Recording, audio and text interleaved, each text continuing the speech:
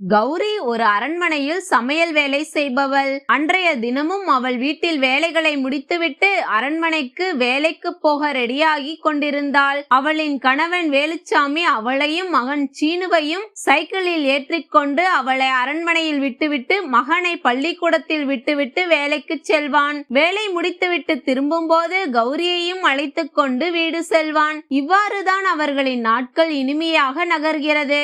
அன்றும் அதே போல் அவளை அரண்மனையில் இறக்கிவிட்டு திரும்பும் போது அவளின் கையை பிடித்து நிறுத்த அவள் திரும்பி அவனின் கண்களை பார்க்கிறாள். அவன் பொட்டு கோணலா வச்சிருக்கடி என பொட்டை சரி செய்து விட்டு கிளம்பியவனின் கைகளை பிடித்து, இன்னைக்கு கோவிலுக்கு போலாமா என கேட்கிறாள். போலாம் என்கிறான். சிரித்துக்கொண்டே உள்ளே வந்தவள் அரண்மனையை விட்டு வெளியே வந்த ராஜலட்சுமியின் மீது மோத, கௌரி காலையிலே வா என கேட்க வெக்கத்தில் தலைகுனிகிறாள். உன்னை பார்த்தால் எனக்கு பொறாமையா இருக்கு என அவள் சொல்ல, இவ்வளோ பெரிய அரண்மனையோட முதலாளியம்மா, நீங்க குடிசையில வாழற என்ன பார்த்தா பொறாமையா இருக்குன்னு சொல்றீங்க, ஆச்சரியமா இருக்குமா என்கிறாள். கௌரி, நான் இவ்வளோ பெரிய அரண்மனையில் இருந்தாலும் இந்த வீட்ல நான் ஒண்ணுமே இல்ல. நீ குடிசை வீட்ல இருந்தாலும் அங்க நீதான் ராணி. உன்னை விடுறதுக்கும் கூட்டிட்டு போறதுக்கும் உன் புருஷன் வரான். ஆனா நான் எங்க போனும்னாலும் டிரைவரோட தான் போனும். உன் புருஷன் எவ்வளோ சந்தோஷமா சிரிச்சு பேசிட்டு போறான். அவருக்கு என் கூட பேசவே டைம் இருக்காது.